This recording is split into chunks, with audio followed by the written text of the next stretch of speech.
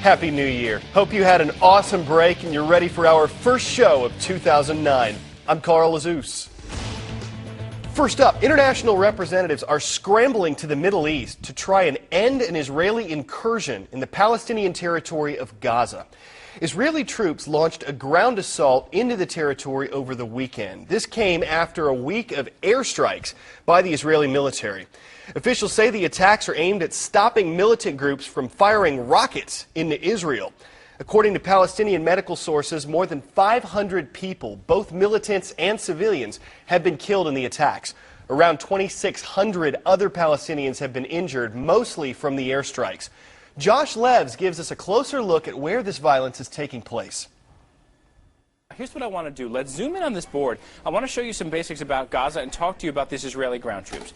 Israel is not saying exactly where the troops are going in. Here's one thing we do know. This section right up here is one major concern Israel has. This is an area that Hamas militants have used to fire rockets northward toward Israeli cities and also eastward toward other Israeli cities. This is one of the big concerns. Now, in this entire strip, it's just twice the size of Washington, D.C. This area, Gaza City, is one of the most populous areas. There's 1.5 million people total. But let's go to a Google Earth imagery now that shows you Gaza City. And as we go in, what you're able to see here is how incredibly dense the population is in that area. We don't know if the Israeli troops are there. We do know that because of the dense population of Gaza City in general, wherever the Israeli troops go, it's quite possible that they will be near some civilian areas. Let's go to a second Google Earth video now, because I want you to see from Gaza how close Ashkelon is. And you can see from there, it's only 7 miles away. And that's one of the several cities that Israel says has been hit by rockets during the time that Hamas has been firing rockets out of Gaza. Now, one more map I want to show you. Take a look at this. This is a map of Israel. This light beige area right here marks Israel. And this down here, that tiny little area, is the Gaza Strip. This right here is Ashkelon. That's one city we were showing you. But look up here to Ashdod. That's another city that's been hit by Hamas rocket fire. Also over here to Beersheba. So Israeli officials are saying hundreds of thousands of people could be in the path of those Hamas rockets. Now, as any details break about the presence of Israeli troops, where they are, also fresh attacks on either side, we'll bring them to you right here. Back to you. Time for some fast facts. Gaza is no stranger to strife. Today, it's one of two areas that's been at the center of the conflict between Israelis and Palestinians. The West Bank is the other. Gaza is located on the Mediterranean coast, right where Israel and Egypt meet.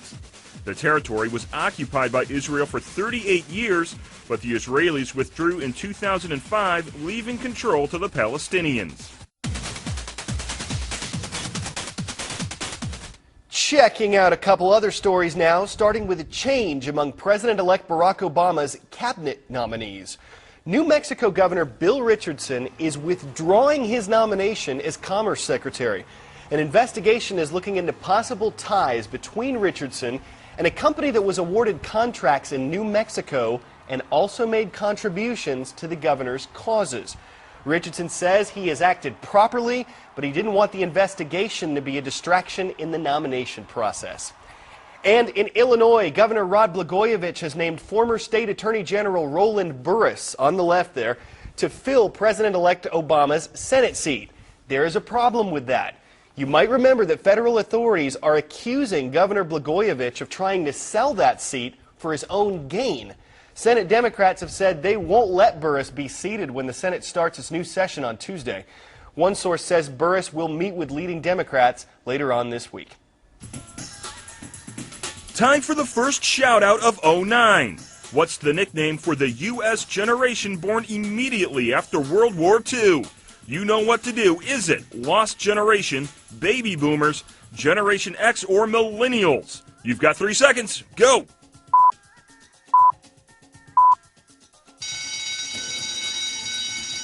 People born between 1946 and 1964 are called Baby Boomers. That's your answer, and that's your shout-out.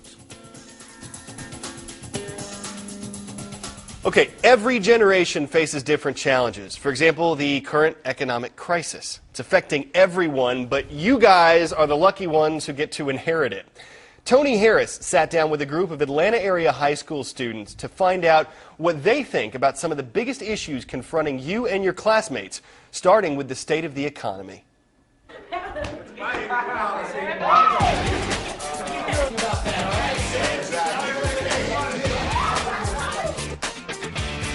Is there anyone surprised by the financial news right now to find out that we're in the situation that we're in now? You can't really grasp the concept of it. Like you take a country like America and a society such as ours in that kind of trouble. So I think it's like caught everybody by surprise. There are like fundamental issues with the economy right now. I mean, we have to give the banks a $700 billion bailout so that they can keep spending. I mean, the way that the financial sector is functioning right now and the way our entire government is functioning is with such high levels of debt and such high levels of risk. It's so unsustainable, and I think that in the long term we will suffer the consequences of this. Do any of you believe that the debt that has been accumulated in this country right now, that the responsibility for that debt is going to fall on your shoulders? Yes. Yeah, definitely. To be honest, I don't think my generation really grasps the fact that this may fall on our shoulders, because even for me, I mean, even though you're saying that that may happen, I'm like, that's not going to happen. Like, this problem is going to get taken care of. Our generation and America in the future is going to have to have a decreased standard of living. We're going to have to spend more carefully, not spend as much. But I think that that's just the natural cycle of things. Yeah? I feel like it's going to fall on us, and I feel like the previous generations of this country, especially the baby boomers, have really left us with a nasty pile of something to deal with. Are you a nasty pile of something? Yeah. A nasty pile. Yeah. Yes. People look at the new administration, President-elect Obama, as like he instills that idea of hope in people that he will be able to lead us out of this economic crisis.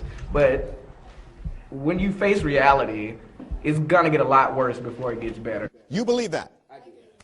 All of you? I think that we've weathered things like this before, and to say that the sky is falling and that, I mean, you know, the streets are going to be filled with people rioting is a little dramatic. We've faced booms. 1.2 million jobs. No, I know, but I don't think the sky is falling. 53,000 jobs to be cut in the coming months by Citigroup. Over the past, 250 years this country's been in existence, I think we've gone through lots of hard times. I think that with the amount of people we have, the size of our economy today, it's a different situation. It's on a lot larger scale. People say it's not dire, but last week I listened to my aunt talk about how she invested $20,000 in the stock market and she lost it. She could have paid the last payment on her mortgage with that $20,000. DJ, is it? That is my name. All right. Great job. Oh, thank you, sir. I do this for a living. I was talking with my little brother the other day, and we were talking about how every weekend we used to go out with our father, and we'd go out to dinner, and we'd spend a whole day, you know, every weekend having fun, doing things, and kind of gradually how that's changed, and gradually how, like, there's less, like, family time because parents have to work more, and there's less, you know, money, you know, to actually do things. So, I mean, it's more of a real thing now.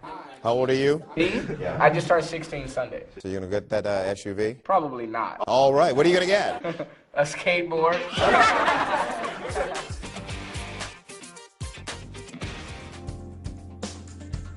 Well, it's a new year, so we want to know what you think are going to be some of the biggest issues that we face in 2009. The economy might be tops on that list, but what else? Our blog is up and running at cnnstudentnews.com, so head on over, check out what other people are saying, and leave us your thoughts. Before we go, an 11-year-old who fought the law and won.